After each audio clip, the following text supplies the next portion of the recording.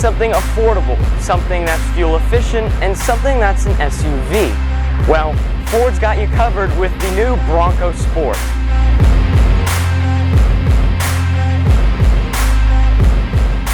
Here with me today is a 2022 Ford Bronco Sport, and today I'm going to show you Ford's newest offering in the compact SUV market. So what is the compact SUV market? Well, it consists of things like the Jeep Cherokee and the new Corolla Cross, and now the Ford Bronco Sport. So I choose a Ford Bronco Sport over all of those. Well, today I'm here to show you why. And this one here is a base Bronco Sport. I want to show you exactly what you get if you just get a Bronco Sport with no added options. Starting off here with the engine, this is an interesting situation.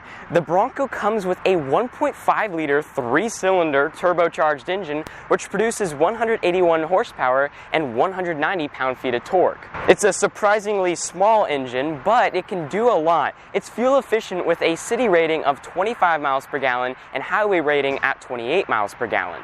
Not only that, the most surprising thing is that it can actually tow up to 2,000 pounds. Higher trim levels can tow up to 2,200 pounds. Now, this isn't the only engine you can get in a Bronco. They also offer a 4-cylinder engine too.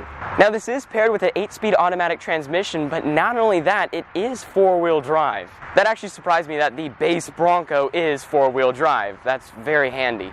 One thing I want to point out is there's low gear on the Bronco Sport. It's a button here on the middle of the gear selector, and you can choose to go into low gear. Now, there's one other cool feature on the Bronco Sport called GOAT mode. It's a new thing on a lot of Ford SUVs, but GOAT mode means goes over any terrain.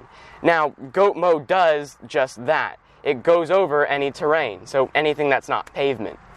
Now, the other question is, can it go over any terrain even with the GOAT mode? Well, the Bronco base has a ground clearance of 7.8 inches. Now, of course, you could lift this Bronco Sport, but there's not much available right now in terms of lifting it. However, if you are stuck in a situation where there is no more pavement, this car has you covered with that GOAT mode. Now onto the design of the Bronco Sport base. There's nothing too crazy here, nothing added on from the factory because it is a base, but it still looks great. This looks far better than any of its competitors in my opinion. I think this Bronco styling really looks good. I really like the look of this Ford Bronco Sport in the front. This Bronco grille looks extra rugged, and these headlights look good with these cool daytime running lights. This bumper, even though plastic, still looks really good with its rugged design. The hood also looks really good with these raised ridges that make it look more rugged. Onto the side of the car now, you can see that there's a vent right here, but it's actually not a vent, it's just designed to look like a vent. And it's plastic, just like some of the plastic cladding that comes along the side here, which is good for if you're off-roading. It won't ding up paint or anything like that. Also plastic, there's these side mirrors, and again, also plastic, there's these door handles. I don't mind all that stuff being plastic, especially for it being a base, and if you do anything slightly off-roady, these won't get damaged much.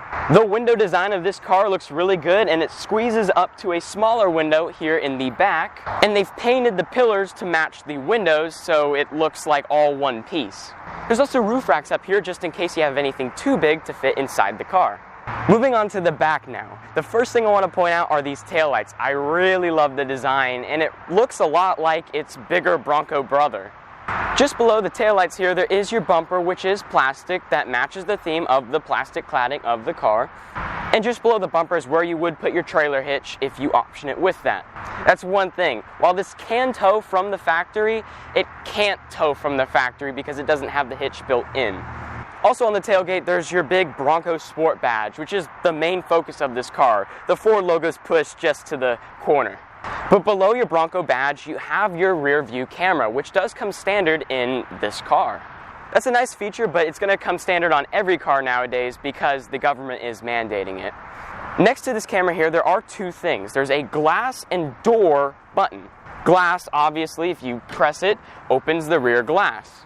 And the same thing, if you click door, it opens the rear door.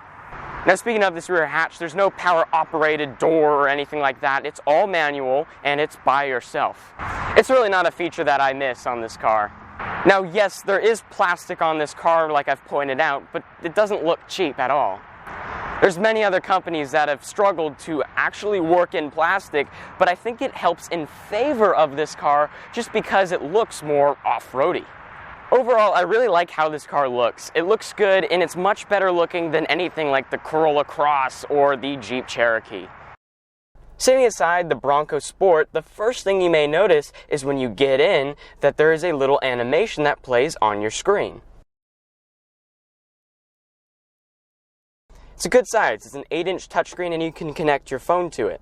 There's also another screen in this car right between the tachometer and the speedometer where it will tell you stuff like how many miles you have till you're empty.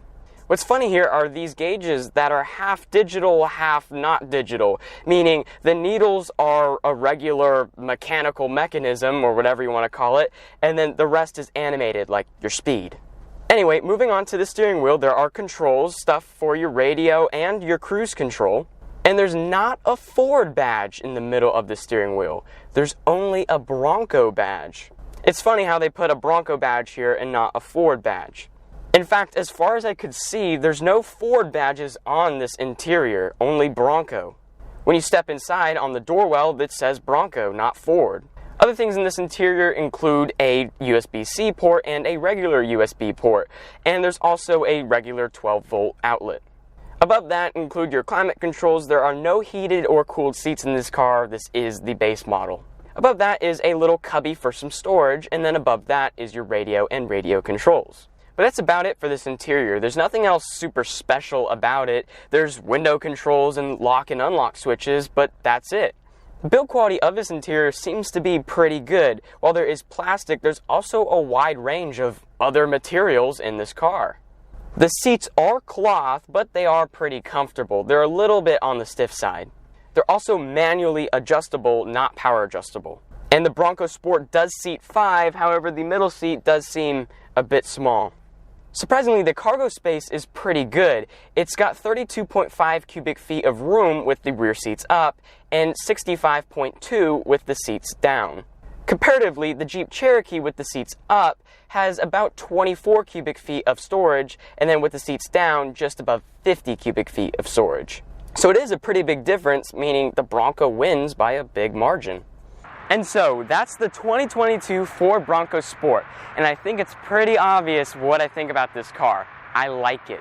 This being a base model surprised me. This is the first time I've seen a Bronco Sport in person and I've been able to really dive into it. And I found a lot that I've liked. Some cars don't even come with cruise control nowadays, but this does. Now you're probably wondering, what's the price of one of these? Well, this one here starts at $28,000 and can be optioned all the way up to north of $30,000 to almost $40,000. However, if you can't afford any of those trims, the base will have you well equipped with a lot. In conclusion, if you're on the fence of buying a Ford Bronco Sport, I say buy it. It's a great SUV that you won't regret buying.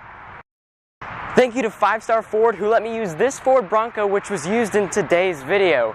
Check out their inventory, and if you're interested in this car, go ahead and give them a call. They're located here in Plano, Texas, just off of George Bush Highway. Link the 5-Star Ford dealership website in the description below, and also this car.